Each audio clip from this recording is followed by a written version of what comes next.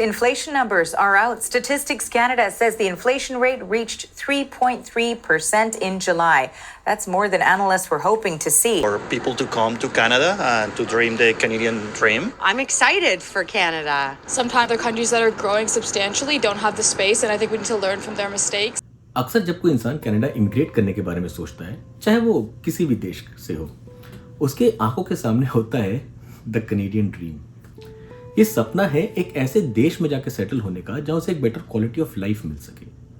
Now this can be in the form of quality university education, a high paying job, एक अच्छी गाड़ी, free and accessible health care, free education for the kids and most importantly साफ हवा and no pollution. एक ऐसा देश जहां वो थोड़े थोड़े करके पैसे जमा के एक घर खरीद सके and eventually thinks of starting a family.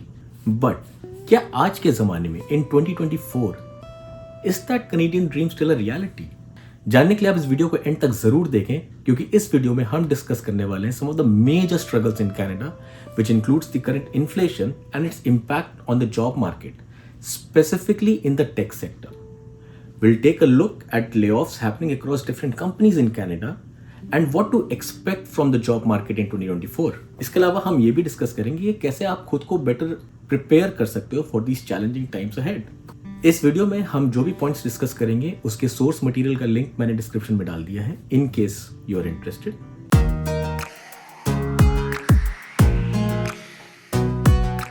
अब स्टार्ट करते हैं discussion by having a look at Canada's current inflation which has become a major crisis within the country. अगर आप स्टैटिस्टिक्स कनाडा द्वारा पब्लिश इस चार्ट को देखो, आप देखो कि पोस्ट पेंडेमिक जुलाई 2022 को कनाडा का inflation hit a record 39 year high of 8.1%। अभी कहा जाता है कि the major factor contributing to this high inflation rate was gasoline prices, जहां पे pump prices went up by 54.6% in as compared to July 2021। But क्या gasoline prices were the only reason behind the high inflation? CBC news के एक report के मुताबिक अगर आप gasoline prices को इस इक्वेशन से हटा भी देते हो, the inflation would still be as high as 6.5%। Now, एक और major factor has been the rising food prices which went up by 8.8% in 2022 compared to last year. इसके अलावा ट्रैवल एंड टूरिज्म स्पेस में भी काफी प्राइस हाइक्स देखने को मिले हैं, जहां air travel went up bye 6.5% and accommodation prices went up bye 50% in 2022।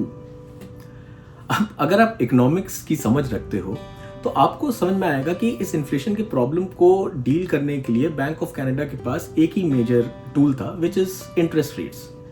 And जैसा कि एक्सपेक्टेड था, the interest rates were hike to a record level. आप स्टैटिस्टिक्स कनाडा के अगेन इस चार्ट में देख सकते हो how the interest rates were increased by bank of Canada to tackle the rising inflation.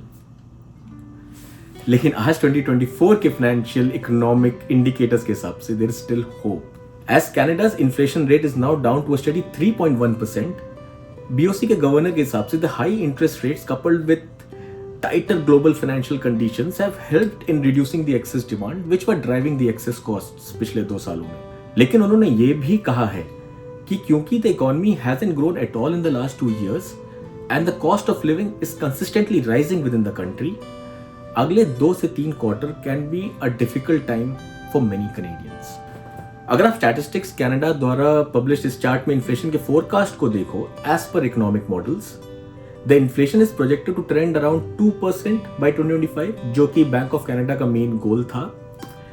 BOC के गवर्नर के हिसाब से आप एक्सपेक्ट कर सकते हो for the bank to start cutting down on interest rates in the first half of this year and it will continue to go down in 2025 to offset some of the pains expected to come from all the mortgage renewals this year.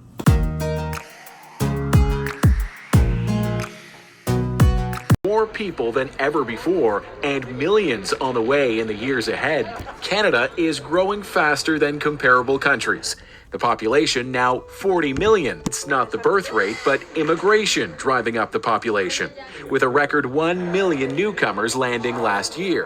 Financial post के एक report के हिसाब से Canada में पिछले 2 सालों में record immigration हुआ है, जहां करीब 1.2 मिलियन या 12 लाख नए इमिग्रेंट्स इस देश में आए हैं in the form of permanent residents, foreign students and temporary workers. But सवाल ये है कि क्या कनाडा की इकोनॉमी तैयार थी to deal with this high rate of immigration? Reports के हिसाब से भले ही इस इन्फ्लक्स ने जीडीपी को बूस्ट किया है in terms of consumer demand, पर इसका सबसे ज्यादा नेगेटिव इंपैक्ट हुआ है हाउसिंग कॉस्ट पे, along with the rising unemployment rate in the country. इस इमिग्रेशन की वजह से कनाडा का current population growth has risen to 3.2%, which is the fastest in the world. इस इंफोग्राफिक में आप देख सकते हो कि 41% of international students are from India. और अगर आप एक लेवल आगे जाके प्रोविंस बाय प्रोविंस देखो, 52% ऑफ दिस इंटरनेशनल स्टूडेंट्स एक सिंगल प्रोविंस या स्टेट में जाके सेटल होते हैं, which is Ontario, specifically in the GTA area. अब आप समझ सकते हो कि इस हाई इमिग्रेशन का सीधा सीधा इंपैक्ट पड़ता है on housing and labour markets. आज कनाडा के इकोनॉमिक पॉलिसी मेकर्स के लिए सबसे बड़ा चैलेंज इसी अनप्रेसिडेंटेड पॉपुलेशन ग्रोथ से डील करना है, which is having a direct impact on the rising inflation and hence the rising interest rates in the country.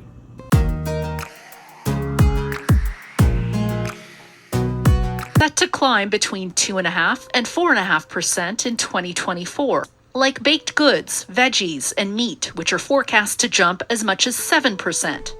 An average family of four is expected to shell out about $16,300 on food. That works out to an increase of $700 compared with 2023. CBC के एक report के हिसाब से inflation को सहारा बना के कई businesses ने पिछले 2 सालों में अपने प्रोडक्ट के प्राइसेस को बढ़ा दिया है, जिसका सीधा सीधा असर आपने देखा होगा in terms of grocery prices, gas prices या किसी कार डीलरशिप में।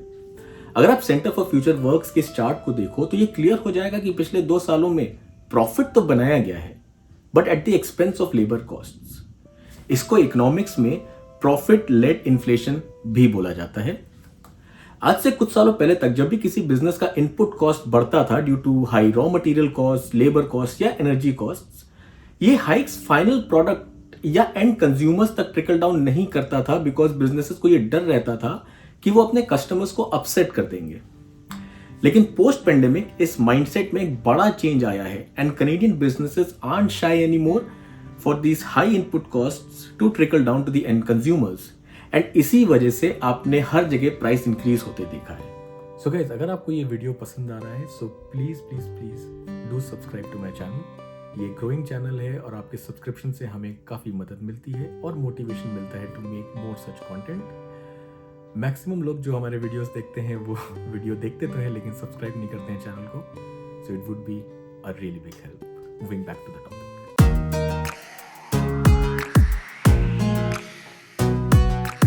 अब थोड़ा नजर डालते हैं कि इस राइजिंग इन्फ्लेशन का कनाडा के जॉब मार्केट पे क्या असर पड़ रहा है। And they show the Canadian market has stumbled slightly. It's the first drop in hiring in 9 months. 2023 was a very interesting year because the pendulum absolutely swung. There were over 250,000 people laid off in the tech industry alone.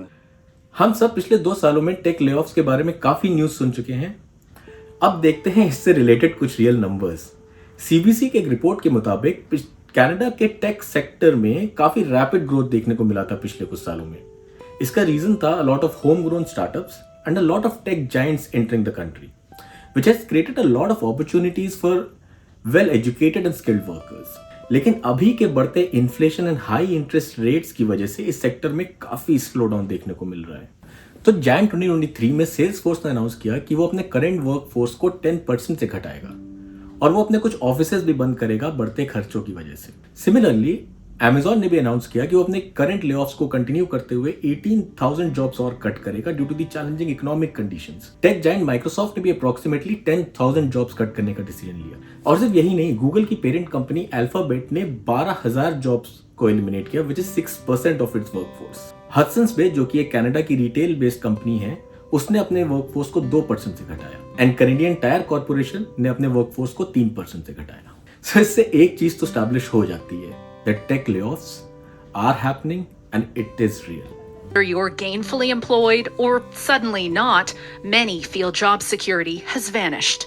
It can happen to anyone. अगर आप Indeed के इस report को देखो तो भले ही overall unemployment rate अभी कम है, but it is projected to increase in the coming months, जो कि इस चार्ट के ट्रेंड से क्लियरली विजिबल है।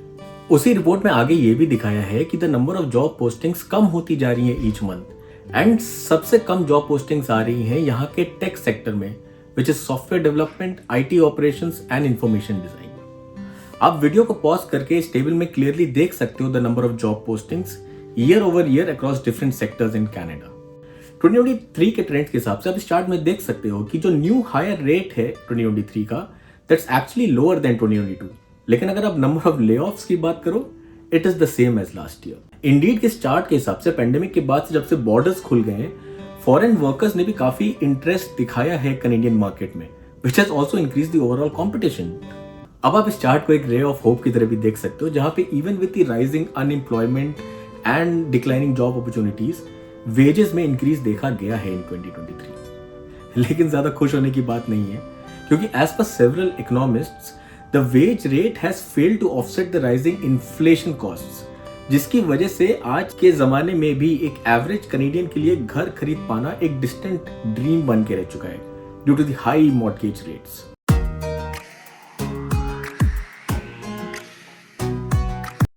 द ग्लोब एंड मेल के लेटेस्ट रिपोर्ट के हिसाब से recruiters are struggling to hire and retain skilled workers in the following sectors. आप स्क्रीन पे देख सकते हो। इसके अलावा इंडीड के एक रिपोर्ट के हिसाब से यह भी देखा गया है कि 13 out of 20 best jobs are in the tech sector. अगर हम इमर्जिंग टेक ट्रेंड्स के बारे में बात करें तो लाइट हाउस लैब्स के लेटेस्ट रिपोर्ट के हिसाब से काफी हाई डिमांड देखा गया है for specialised skills such as data science, machine learning and AI, which is driving a lot of innovation across Canada's different sectors such as fintech, healthcare, and autonomous vehicles. As per a report by Deloitte, आप AI के importance को इस बात से भी समझ सकते हो कि 2022 से 2023 के बीच में टोटल $2.57 बिलियन का इन्वेस्टमेंट हुआ है इन कैनेडास AI रिसर्च एंड डेवलपमेंट। इसका मतलब ये है कि आने वाले समय में there is going to be a lot of demand for professionals skilled in AI algorithms such as neural networks, data science, cloud computing and NLP, which is natural language processing. World Economic Forum के predictions के हिसाब से AI related jobs would go up by 40% in the next 5 years. तो यही time है खुद को upskill करने का। अब डेटा साइंस के अलावा जो बाकी फील्ड्स इन डिमांड रहने वाली हैं, उनके बारे में देखते हैं। सबसे पहले आता है cyber security specialists. Data privacy के बढ़ते कंसर्न्स और अवेयरनेस की वजह से ग्लोब एंड मेल ने अपने रिपोर्ट में कहा है कि अभी कनाडा के साइबर सिक्योरिटी स्पेस में 124,000 प्रोफेशनल्स काम कर रहे हैं, लेकिन 25,000 जॉब्स और भी अवेलेबल है। इस फील्ड में आर्ली वेज रेट भी अराउंड $42 से स्टार्ट होता है और ये आपके एक्सपीरियंस के साथ बढ़ता ही जाता है। दूसरा ऑप्शन है कोडिंग। कनाडा जॉब बैंक्स की रिपोर्ट के हिसाब से 80,500 डेवलपर रिलेटेड जॉब्स रहेंगी अंटिल 2031।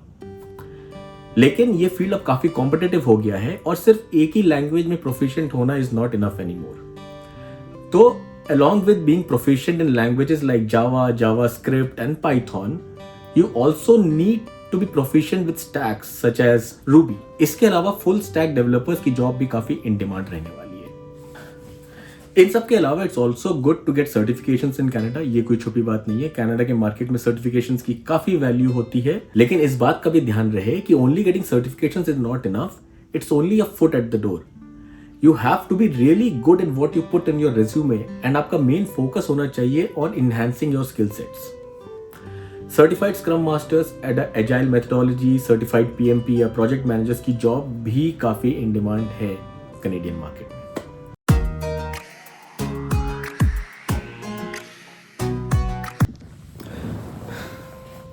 तो अब इस वीडियो को कंक्लूड करते हुए हमने देखा है कि भले ही कनेडियन मार्केट में अभी समय थोड़ा बुरा चल रहा है, इन्फ्लेशन है, जॉब अपॉर्चुनिटीज़ कम हैं, ले-ऑफ्स हो रहे हैं, बट इसके बावजूद भी अपॉर्चुनिटीज़ हैं।